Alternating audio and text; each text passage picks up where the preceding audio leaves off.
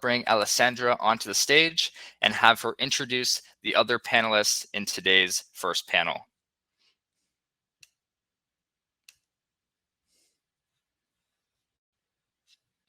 Hey everyone.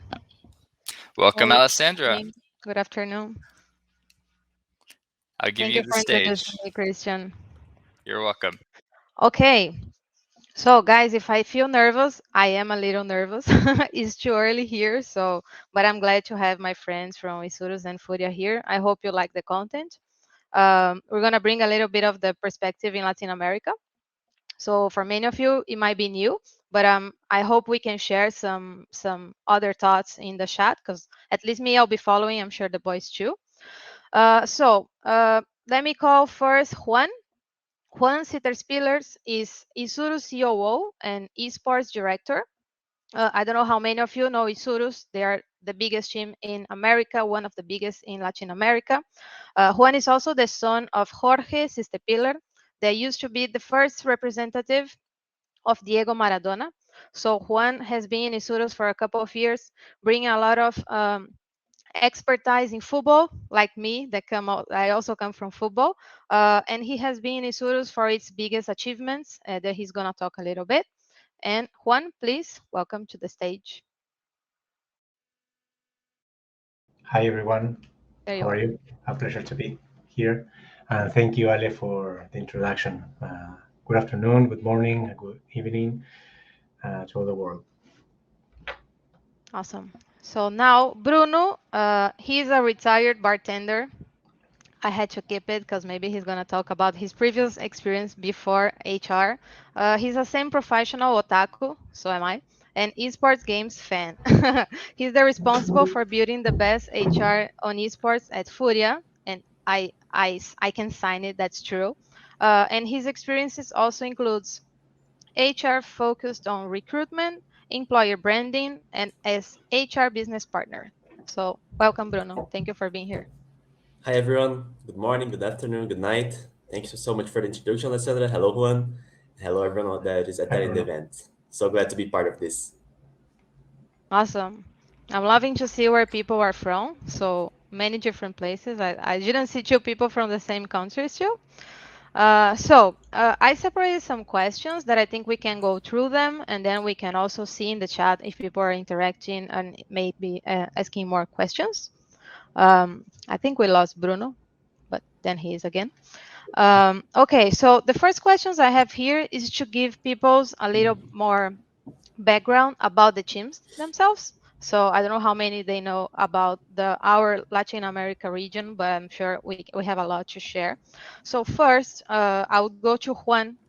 Juan, we know Isurus is the biggest organization created in Argentina since ever, and you were always the pioneers of pretty much everything that happened in Argentina. We know how esports now is huge, but Isurus was always the first to have a boot camp in Korea with the League of Legends team, the first to play CSGO internationally. And with this power, I believe, comes great responsibility. So, how does it feel to always have, to be one step forward and people always expecting Isurus to reach amazing goals, to win, etc.? Does it have a lot of pressure? And how do you guys manage it? A very good question. Yes, as every project we are really thrilled with that, especially me. We always love the challenge to be constantly evolving and to creating something new. Um, I believe that when you work for something greater than yourself and you work in a huge company as Isurus, as since the start in Argentina or Latin America, where esports didn't exist 10 years ago, and when we, and especially Kala, who is the CEO and founder of Isurus, started to embrace this idea of putting esports in Latin America, it was really hard because in that moment you don't have the kind of investment that you have right now. And the idea was that as every project, you have to be, or every entrepreneur has to have the power to keep that idea and to create it in a symbol. And that's what we do constantly in Isurus, keep evolving and to embrace the challenge of every day. I believe that one thing that esports has is that you have to be constantly evolving and to creating something new. Now, although there is a dilemma if esports is a sport or not, the reality is that esports is entertainment. And entertainment has evolved during all these years in different kind of aspects. And the way that we embrace that is to have a great team every day. We work every day to know that we have to be in constant inform of what is happening in the world, because how Kala brought what is now Isurus is thanks to what was happening in the world in that moment in South Korea, in China. And one of the things that also the pandemic bring to us and to keep evolving and to be responding to the audience, to our partners and to the industry is to create different business of units. That's why Isurus nowadays is not only a team, it's also a company where we also have our own agency where we help different partners to insert themselves into the esports world. And as you tell, it comes with a really great responsibility. But I think that the main thing is to work something greater than yourself and to work for a symbol that Isurus is for many people, because as Furia also does as a team, our team is a place where people come to be something else than themselves. So I think that esports open that gate, and we have a great responsibility with that. I love it. And I think you have the responsibility. If you want to be the best, of course, you have this responsibility and even the pressure. But how we see the market growing, like, as you said, you have to reinvent yourself every day, because the ones that doesn't, they fall behind. So it's not even trying to be the best, because there are many trying to be the best and then can be the best. You guys are one of the most amazing teams that we have in the world, but you have to reinvent every day. I really like your answer, Juan. Thank you very much. Thank you. Then Furia, as you said about business units, I think Furia is an amazing example of the same business units. But before we go to there, let me ask a question. When did Furia know how big you're gonna be? It was like back then when Jaime was alone with the boys of the CSGO boys in Uberlândia. We're gonna be the number one. Did you realize it prior, or you just realized when it was already happening? Big deals, big titles, and the hugeness of Furia. Of course, that I wasn't there when Furia was born, but I can tell that Jaime, Nakari, and Chris, that were the three guys that brought Furia to life. They are all big dreamers, and not only dreamers, but they are very ambitious people. So they knew that they were capable at the time to create something wonderful that now is a reality. Uh, I think for Jaime personally, it was when Briner, our brand director, joined us at the beginning and started to create our brand, started to create our logo, our name. Because even then, the discussions about Furia's designs was about how we can create a brand that is going to be recognized internationally, a name that could be speak by people from different countries and still have the same effect for Brazilian people, American people, people from Asia, people from Europe. So I think from the beginning, the idea of Furia was not to be only a Brazilian esports team, but a symbol, a movement that would impact the whole world. And I think that started to become reality in 2018 when the boys of the CSGO team started to play abroad. So basically, in quickly we began the number one team in Brazil, and then we started to play some qualifiers and championships across the globe, mainly at North America. And even Akari and Jaime being dreamers and ambition people, they were like, okay, let's be humble. Let's not create high expectations for the boys to bring more pressure to them. Let's just see their gaining experience, and then we can think about qualifying to majors tournaments, to qualify to international tournaments in 2019, 2020. The idea is just to the boys to be part of the more competitive environment. And then in 2018, just when they got in America, they started to play in some qualifiers. They started to be part of major championships. They started to qualify to bigger leagues and everything. And then they were like, okay, we're not expecting to happen that quickly. But then in 2018, the boys qualified for in a minor championship to a major, and then Fury started playing with the big teams that at that time. I remember that Guerri, Jaime were watching as fans in 2017, 2016. Now they were competing with those guys. So it happens quickly with the CSGO team story because of that, you know. But I can say I say to for Jaime and speaking for them, but I believe that they were expecting this to happen from the beginning when they were at the barbecue talking about this idea. But even then, when it was only an idea, they had high hopes for Furia. Amazing. Now, Dave just said in the chat, a dream only has value when you take action and turn it to reality.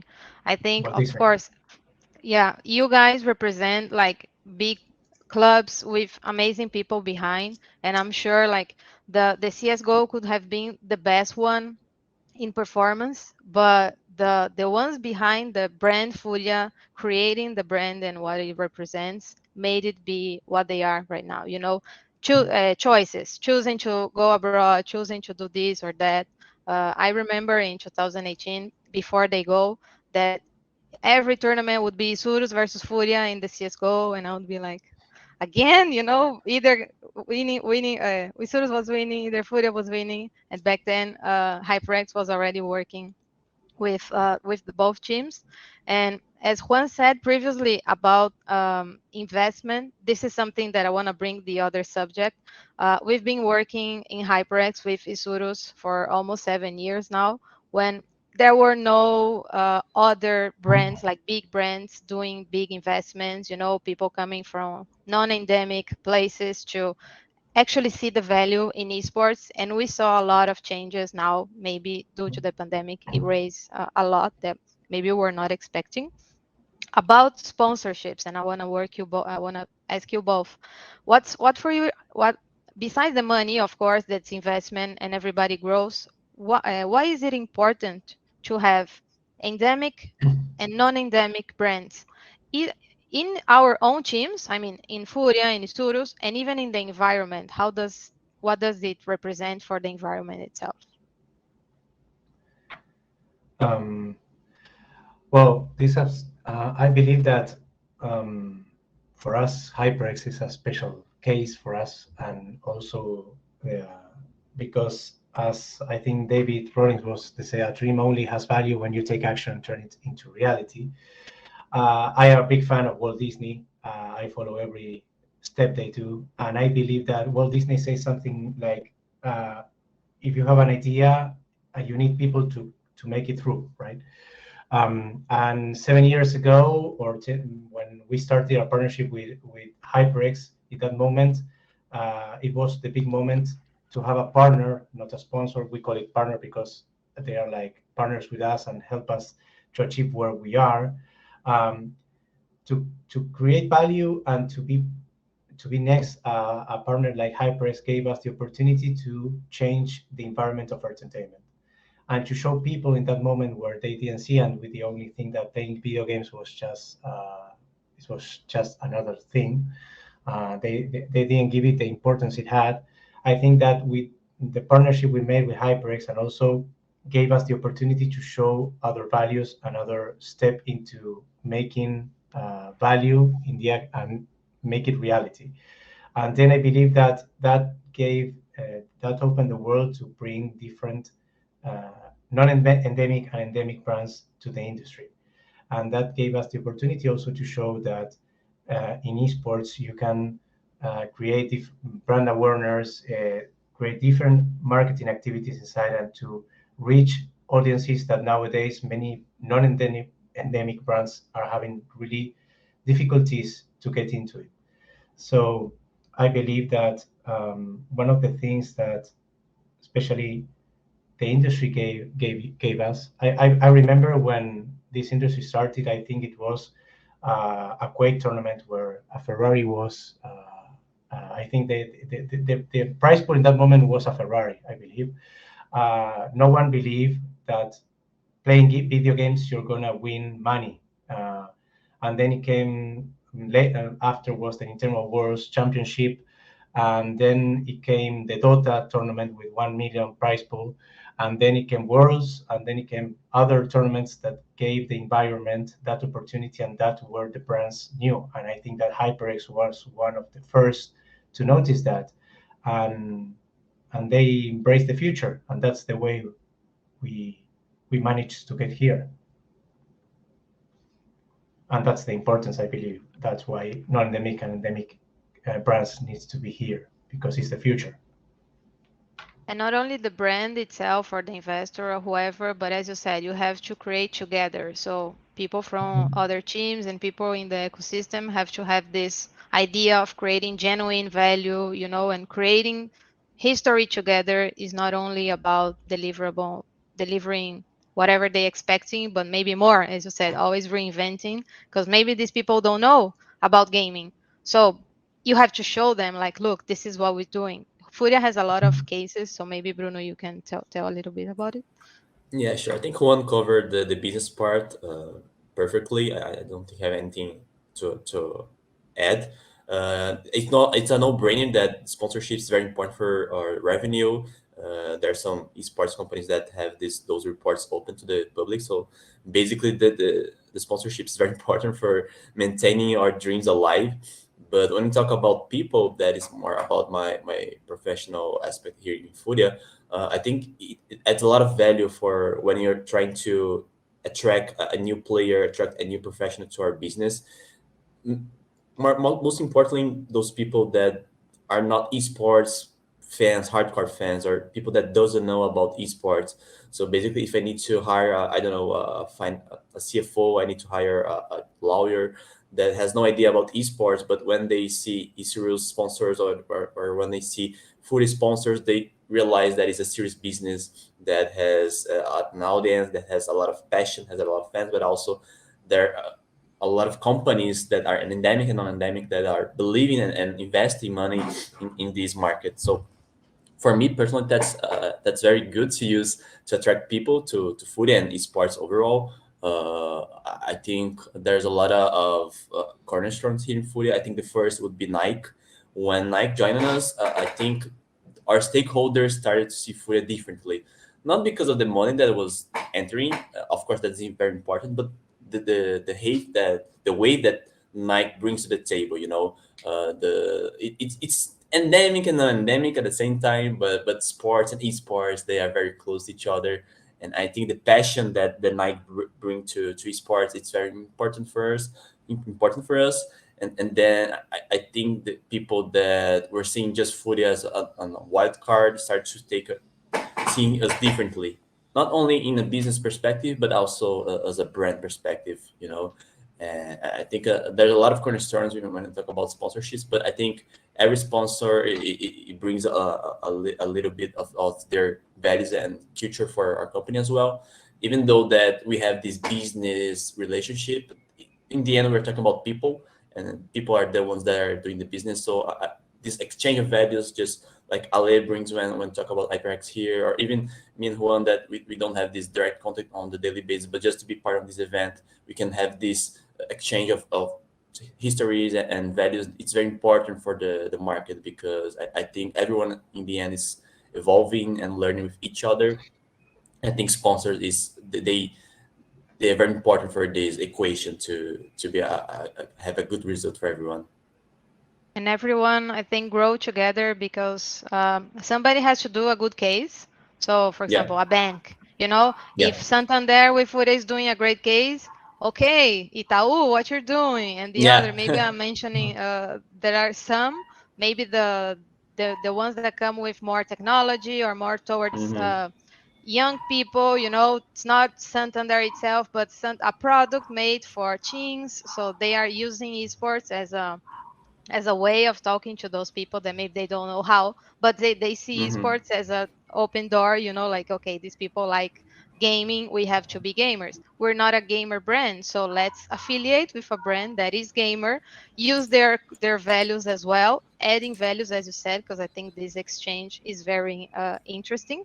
And I think there you go, you have a heated marketing in esports with a lot of investments, a lot of new people, new cultures, and what makes that makes us where we are right now. That's in a very amazing place for almost, I don't know, 5 years that we've been like Yeah, growing like this. exactly. Awesome. And again, also it will come eventually to sponsorships and maybe deliverables, but both of you, Juan started talking about the business units in Isurus, so maybe he can tell a little bit more about it. And Bruno, on your side, on Furia side, I remember when we just started, for example, we had a CSGO team playing. You have to play, many hours and be always concentrated in the game. But we know as brands, as the business, people and brands want to be exposed. So like in a good way, of course. When you have a professional team playing concentrated, that's what they have to do. This is for every sports, sports, not esports, sports. But when it comes to gaming, there are like this whole different public that maybe people can think it's esports, but if you're not playing professionally, it wouldn't be esports because you're not competing. It would be gaming, streaming, entertaining. And Food and Isurus have a lot of cases of joining these two things of entertainment and performance. So if you can talk a little bit about the business units and how you manage it inside the teams, please. Well, it's really, when I enter Isurus, I remember when I speak to Kala and I told him, you are, when we started talking about, it was really crazy how I met Kala and life brought us apart. And when we met, he told me about this, although I knew Isurus, he gave me the key to enter Isurus and to know what was Isurus. And then as soon as I saw Isurus, I told him, you don't have any idea of what you have created. It's so huge, it's very big, and you have this great spark because you were the one who created all this and I think you have to do something different with this. And as already he was doing it and he didn't realize it, we started creating different parts of Isurus, not only the team and where we compete, but also Hala has helped a lot of brands, endemic and non-endemic, through these 10 years. And I say, why don't we create a place where we can help them more? Not only having a sponsor on a team, but also to help them to create this, to be inserted in this way of creating entertainment, not only with the competitions and with the team that we play, but also to do events, to do different ways of entertainment to help them to be next to this new generation of people that many brands will be difficult to get into it. So that's why we created Isurus Studio, which is our own agency where we are almost 1 year, but I believe Kala has done this through 10 years, where we help a lot of brands to create different strategies to be in the esports world. We are now working with AMC and with many important brands which they want to insert themselves here. And that gave us the opportunity also to show another aspect of esports, gaming, and technology. One of the best examples that we did was to merge music with animation, and we created this one of the songs that was one of the greatest hits in Latin America in esports. That was the song called Leyenda, which was a song we made for one of the best champions in Latin America, Corodi. Then we started making events, virtual events, where we brought voices from Disney. We make a huge production with lights of Tomorrowland.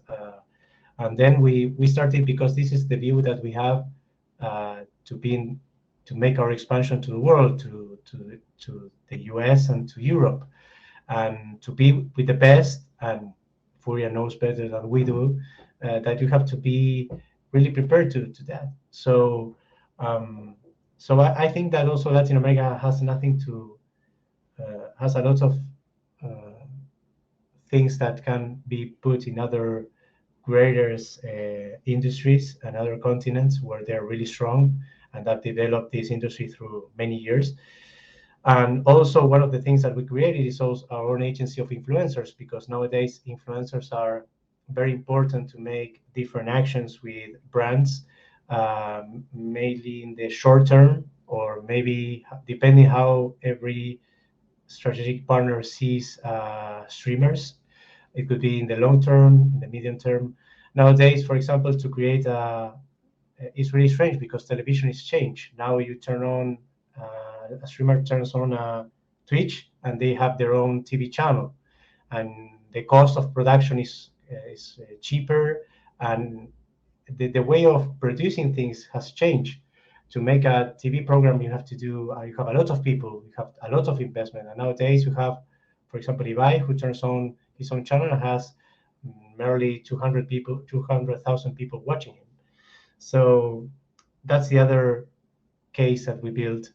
And we see that as a merge between the influencers, the agency, and the team, merge all together to have a different 360 view of being and helping different partners to be in this industry. And I don't want to talk a lot about football, but it's eventually happens because we were so used to see football, and maybe people watching the event are also used to see like deliverables and how brands are exposed in football. And this is pretty much something that was live for a couple hours during competition, and that was it. Everything else happens offline. You don't see a lot of stuff. We have seen teams creating their own TV shows, showing the background, the behind the scenes of the team, that people actually want to see it. And with esports, we bought that difference. It's way easier for a brand to activate a team to be like live 24 hours. There's something happening. Your logo is somewhere. Your products are somewhere. Sorry, I have a cat here that she wants to participate. There's always something going on, as Juan said. There are like many TV channels showing your brand and create engagement with these people, like every now and then talking about the brand, getting feedback about the audience, because it's a two-way round. So, and then now I pass to Bruno, because I think Yes, one thing talking I want about to add. influence. Go. One thing I want to add, and it's something curious. When my father started with Maradona and taking with you with that, he created, in that moment, football was only playing football. And I remember that one of the first action marketing that changed the industry of sports was when my father created the idea of taking the photo of Maradona and started selling outside the stadium of Napoli. And that was one of the greatest marketing actions that changed the game in the industry. And then he created, like we called in Argentina, like the summer tournaments, where you where you have different actions to do with sports. And then the broadcast started to create more money with football in other stages that they didn't have. So I believe that also soccer has a greater evolution in this aspect, and how marketing was really important in that moment, how it changed. Because, for example, in that moment, a player of Maradona doesn't have the value like Cristiano Ronaldo, Messi nowadays. But that player, Maradona, was the one, not only in the game but also in the marketing aspect, who changed the view of how we can profit from a sport in a different way. Sorry to interrupt, but No, it that's was something awesome. that it was great to hear. Bruno, do you want to talk about a little bit about influencers in Furia? I think I lost count, but I remember we had like 65, Yeah. streamers that are also like ambassadors of the brand. So everywhere you look, you see Furia, and that brings a lot of value. How it is for you and the Furia, of Yeah. course. It's a project that started last year with Martin and Akari and Edu. They, as Juan mentioned, they realized the importance of having ambassadors of our brand, not only our brand but also our partners and sponsors. So they started this idea of creating talents in footage that could represent us besides the performance level. So some of our athletes are also influencers, but we are not expecting them to be influencers. We're expecting them to perform in a high level. So we bring this pressure of representing Furia as a brand to the influencers teams. In the end, everyone started as a streamers. I think we're going to have a panel more about that. And soon here in the event. But basically, when you're a streamer, you create your own community, you create your own fan base that are not directly related to esports necessarily. We have here in Furia people that started with music, people that started with lifestyle. We of course have people that started with gaming, or they were pro players in the past and now they're influencers. But it's a very diverse pool, not only Furia, but if you go to any live stream website now, you're going to see a lot of different content from, as I mentioned, lifestyle to education to music to art to gaming. So nowadays the content is so diverse that for sponsors, I believe that it's very interesting because they can pinpoint exactly what they want to attack when you're investing their money to attract an audience. So they know exactly what the influencer or the streamer is doing, and they can kind of try to track, understand what is the audience of this person. So I think when you have this diverse and high volume team of influencers here in Furia, the idea is not only to use them to in a good way to attract sponsors, but also how we can create this own community of streamers and influencers in Furia to them, to exchange information with them, to they build their own Furia community of streamers to help each other. We try to create events with them. We try to create some projects that unites different worlds. So we had events with music, we had events with gaming and music, gaming and lifestyle. We have education. We have a lot of different ideas that Martin, Edu, and Akari and the whole content team does every day to try to create this own community here in Furia to be something good for the influencers as well. Not to be just, we don't want to be an organization that only requests and put pressure on the table for them to deliver commercial projects or commercial tasks. We also want to help them to evolve and be better streamers and be better people in the end of the day, so they can have good experience in Furia if they're going to stay here for us with 3 months or 1 year, 3 years, 5 years. The idea is for them to have a good experience with us. In the end, the good projects and good sponsors are going to be a consequence of this good environment that we're trying to create in Furia. Yes, it is a consequence, indeed. It's something, everything happens at the same time almost, when you see you plant something and you're reaching many goals with the strategy, because if it is a good strategy, it's gonna pay out. I think we can move to the questions because there are some here. Okay, I see that Edu is also moderating the questions. So I'm moving to Christian's question. How do you manage to recruit esport talent given that there is not an official pipeline for talent development? That's a good question. Maybe for Juan, talking about more performance athletes. Yeah, it's a really good question. Yeah, nowadays is when I remember when I entered Isurus that one of the things that the industry was lacking was the how you hire a talent in esports in all kind of ways, from different departments, from marketing department, from design department, or also a lawyer, or especially a player.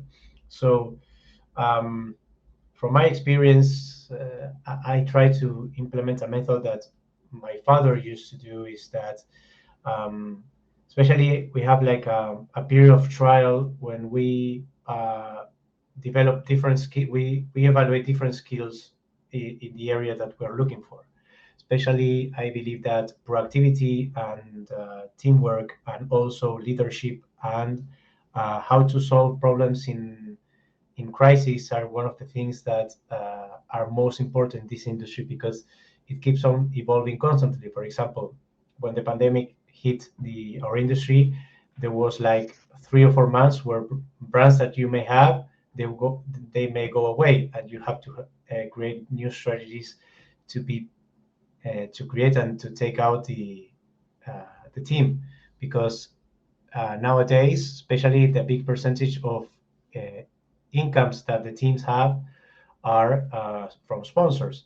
So I believe that, especially although you may have a career and you have the know-how, I think that this industry is quite different from many industries, because it demands you to keep 24/7 evolving. So we have like this period of 3 to 6 months where we evaluate this with particularly coaching and constantly seeing how they evolve and how they can manage these situations. And that's that we are being able to do since 3 years now. And I believe that it is one way to do that. I believe that there is still a lot of tools that are needed in this industry to have more, to not spend so much time in that, because others industry have they have the tools like LinkedIn, and I think that LinkedIn is developing, has evolved so much, and they have give a good use to this tool to find new talents. In the game, I think that one of the things that is really difficult in this industry for players is, for example, you have different players from all the world. So due to the servers, you cannot try a player from, for example, if you are in the southern part of Latin America, you cannot try a player, for example, from Mexico or from the US. And you have to spend a lot of money to make a trial, for example, as less as you can do in soccer, because in soccer you have different divisions. You can make you have like a strong time where you can try different players until they play into the first category. So one of the things that we are trying, that it is need to be done, is a way that we can try out players and not just as hiring them because one person says that is good, another person says that is a good talent. So you have to create different ideas. That's why the positional coaches in, for example, League of Legends is really important. The strategic coach is really important because they know how to see things, not needing to try the player. But then you have different aspects. But one of the things that we try to do is to spend most of our resources to try the players in a place and to see if they bound themselves as a team. But yes, it's something that is really challenge, especially in the part of choosing players. Not in other countries. I believe in the US is really easy, and in Europe also, because they are all consolidating in the same area. Also China or South Korea. And also about talent development, talking about esports pro players, both Isurus and Furia, they have like academies that are like 2 teams, that they can develop the talents. And Furia, the CSGO team we know today, is being Furia CSGO team for 4 years now, I think. So it is like talent found and talent developed. It's not like we want to be big, let's just buy the most expensive and good players. The talent development is important, as Juan said. All the job you have prior, like scouting talents, but the talent development inside the organization is such as is as important as finding those gold athletes. I think we have just one more minute, maybe. Let me see the questions if we can cover one or two. Rui is asking about the difficulties for career management for players and coaches if it is too short and no long-term contracts. Bruno, that's your field. Sure. It's of course going to be this idea of being the hardships of being a pro player and a coach here in esports, because we don't have history. I don't remember by head if there's anyone that has more than 10 years of experience as a pro player, as a coach. So it's a new market. At the beginning, of course, it was very amateur, so there was the contracts. I believe that even some players were playing without contracts. So in the beginning, everything was moved through passion, and it was important for that, for those people to bring passion to the table in order to become professional. Nowadays, it's very different. I don't think that the contracts are short term. I think it depends, of course, of the demands of the team. But overall, I believe that the contracts are more standardized, not only because of the professionalism that involves the esports team, but also the publishers and the companies that are organize the tournaments. Some of them, they are very committed to the compliance part of the competition in order to check the contracts, check if the esports teams are doing everything correctly in order to create a healthy environment. So I think this is changing. But in order for the career management part of players and coaches here in Furia, and I believe it's the only part of that I speak because I can see that here in Furia, is that we try to create a talent pipeline for opportunities besides the competition. So if we see that a player or a coach is burning out, or they don't have the passion, that spark to compete anymore, but they have the values of Furia, they were performing at a high level, they were committed to the training, the method that we have in Furia. We want to offer an opportunity for those people that wants to stay with us. Of course, there are people that want to leave Furia and do other things outside esports, but for those people that doesn't want to compete anymore but wants to stay at the esports environment, we try to create opportunities for those people because we know that they have this DNA of competition and they have this DNA of esports. So even if we have some examples of people that were competing and now they're at the backstage, we had former pro players that are now managers. We have former pro players that are on the business part.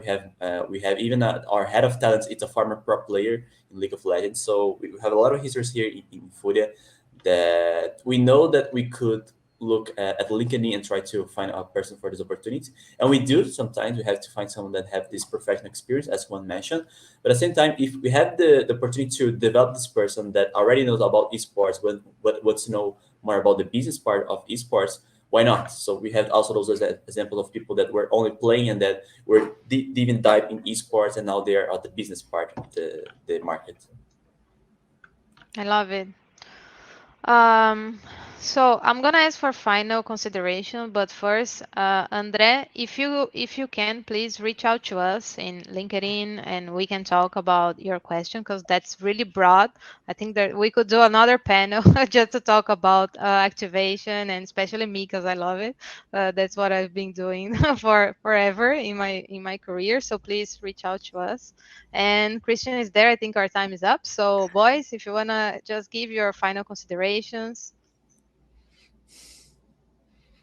No, for me, just really grateful for being part of this panel, and special thanks to SportIn Global for the invitation and all the sponsors that are part of this event. And just glad to be here, and also next to a huge company as Furia. I believe that we are in the path of the future, and it's here. So it's just to embrace it and keep doing things together, especially with a great partner as HyperX here. Awesome. Same Thank thing you, Juan. here. It was amazing to be part of this panel. As Juan mentioned, even though we were competing on the server, it's so good to have this kind of conversation, to know more about Juan history, more about Isurus history, because in the end, we are on the same boat. We want every team to thrive and be part of this dream that it's being part of the esports scenario. So thanks again for the invitation, Alessandra, Christian, and Juan for the conversation. And follow us at our social media. We have a lot of content there. You can reach me through LinkedIn also if you have any question regarding career or anything about esports. So yeah, thank you so much, and I hope the event is going to be just as good as it started. Awesome. Thank you, Bruno. And from my side, thank you, Christian. Thank you, all the boys, for the opportunity. It was super nice to be here with them. I felt like everyday call that we do, like brainstorming. I hope you guys like the content. And I'm here. You can always reach out. Please follow HyperX, especially in Latam, because I'm working with these two big beasts and we're doing a lot of great content there too. Wonderful. Well, excellently done, Alessandra. Thank you for leading our panel today. Juan